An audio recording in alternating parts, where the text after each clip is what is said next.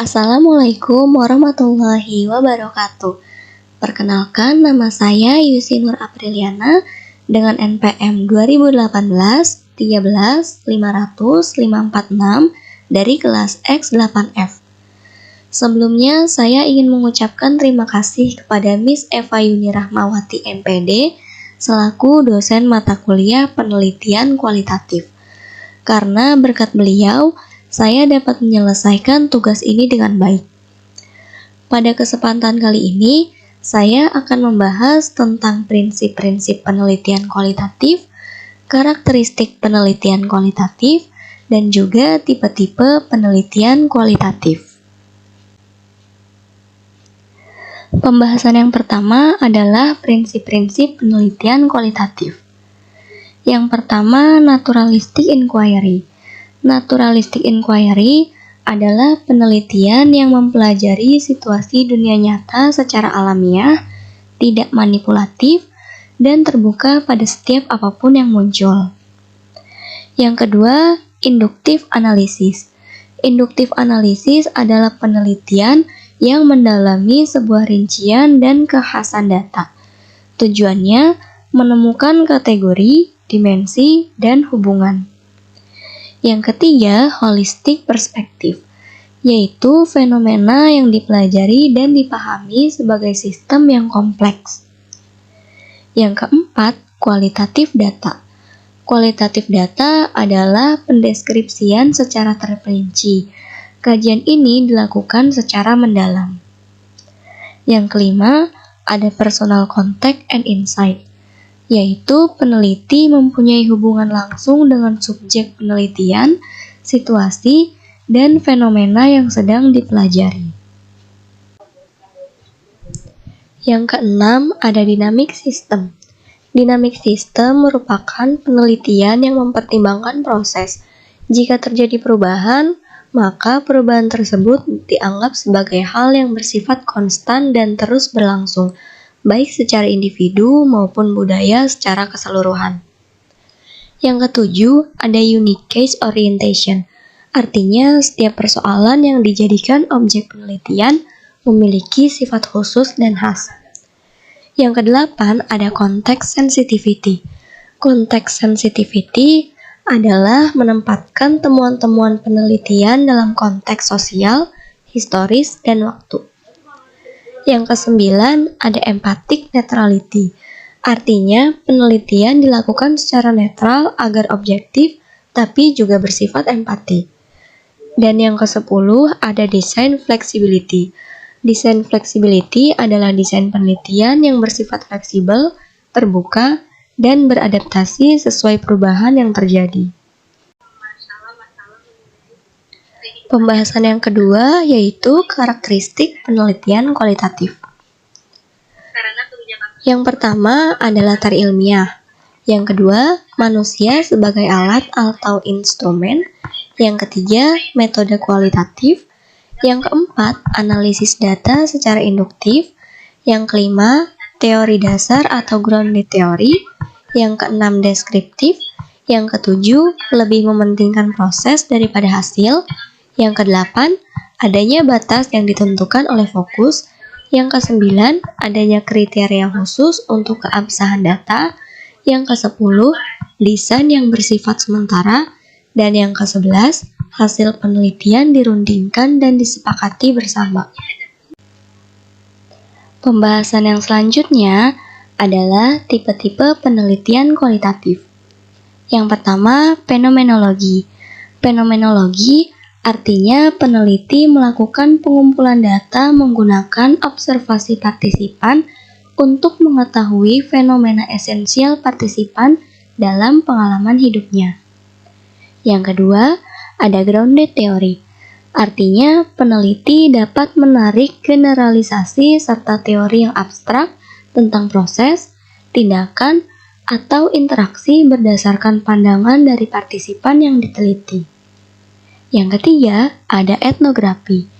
Etnografi artinya peneliti melakukan studi terhadap budaya kelompok dalam kondisi yang alamiah melalui observasi dan wawancara. Yang ketiga, ada naratif. Naratif berarti peneliti melakukan studi terhadap satu atau lebih individu untuk memperoleh data tentang perjalanan dalam kehidupannya. Laporan yang dibuat peneliti ini berbentuk naratif dan kronologis. Dan yang kelima ada case study.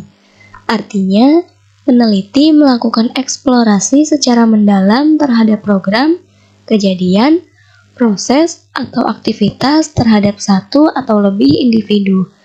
Suatu kasus terikat oleh waktu dan aktivitas, dan peneliti ini biasanya melakukan pengumpulan data secara rinci menggunakan berbagai prosedur pengumpulan data dalam waktu yang berkesinambungan.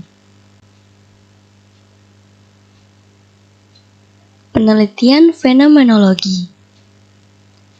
Penelitian fenomenologi merupakan penelitian yang mengkhususkan pada fenomena atau realitas yang tampak untuk mengkaji penjelasan di dalamnya.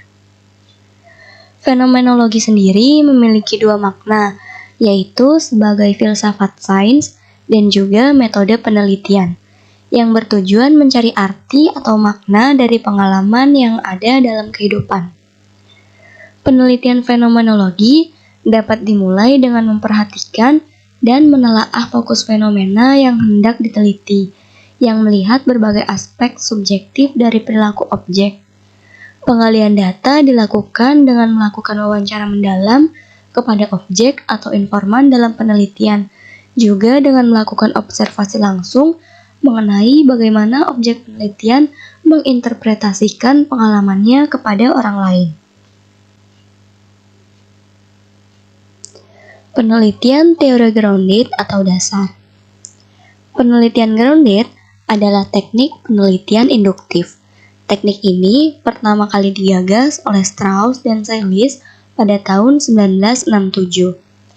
Pendekatan penelitian ini berguna dalam menemukan problem-problem yang muncul dari sebuah situasi. Metode teori ini menekankan observasi dan mengembangkan basis praktik hubungan intuitif antara variabel. Proses penelitian ini melibatkan formulasi, pengujian, dan pengembangan ulang proposisi selama penyusunan teori. Penelitian etnografi. Etnografi merupakan metode penelitian yang melihat kajian bahasa dalam perilaku sosial dan komunikasi masyarakat, serta bagaimana bahasa tersebut diterapkan berdasarkan konsep budaya yang terkait. Kajian etnografi memiliki dua dasar konsep yang menjadi landasan penelitian, yaitu aspek budaya atau antropologi dan bahasa atau linguistik, di mana bahasa dipandang sebagai sistem penting yang berada dalam budaya masyarakat. Tujuan dari penelitian etnografi yaitu untuk mengkaji bentuk dan fungsi bahasa yang tersedia dalam budaya, serta digunakan untuk berkomunikasi individu di dalamnya, serta melihat bagaimana bentuk dan fungsi bahasa tersebut menjadi bagian dari kehidupan masyarakat. Metode etnografi biasanya digunakan pada kegiatan atau ritual tertentu dalam masyarakat, bahasa, kepercayaan, cara-cara hidup, dan lain sebagainya. Dalam penelitian etnografi, peneliti secara aktual hidup atau menjadi bagian dari setting budaya dalam tatanan untuk mengumpulkan data secara sistematik dan holistik. Penelitian kasus atau case study. Penelitian kasus atau penelitian lapangan dimaksudkan untuk mempelajari secara intensif tentang latar belakang keadaan dan posisi saat ini, serta interaksi lingkungan unit sosial tertentu yang bersifat apa adanya atau given. Subjek penelitian dapat berupa individu, kelompok, institusi, ataupun masyarakat. Penelitian kasus merupakan penelitian mendalam mengenai unit sosial tertentu yang hasil penelitian itu memberi gambaran luas dan mendalam mengenai unit sosial tertentu. Subjek yang diteliti relatif terbatas, tetapi variabel-variabel dan fokus yang diteliti sangat luas dimensinya. Contohnya, studi lapangan yang komprehensif mengenai kegiatan yang paling banyak dilakukan oleh tenaga pekerja sosial selama menjalankan tugas di kamp pengungsi. Penelitian naratif. Penelitian naratif merupakan studi tentang kehidupan individu yang diceritakan melalui kisah-kisah pengalaman mereka, termasuk diskusi tentang makna pengalaman-pengalaman bagi individu. Penelitian naratif ini menggunakan pendekatan kronologis seperti menguraikan peristiwa demi peristiwa dibentangkan secara perlahan mengikuti proses waktu. Penelitian naratif ini menggunakan teknik restoring untuk membangun akaun narasi berdasarkan data yang dikumpulkan melalui wawancara. Contoh dari judul penelitian naratif adalah analisis proses kemampuan pemecahan masalah matematis siswa sekolah menengah pertama. Sekian penjelasan yang dapat saya sampaikan. Semoga dapat memberikan manfaat khususnya untuk diri saya sendiri dan juga untuk teman-teman semuanya. Wassalamualaikum warahmatullahi wabarakatuh.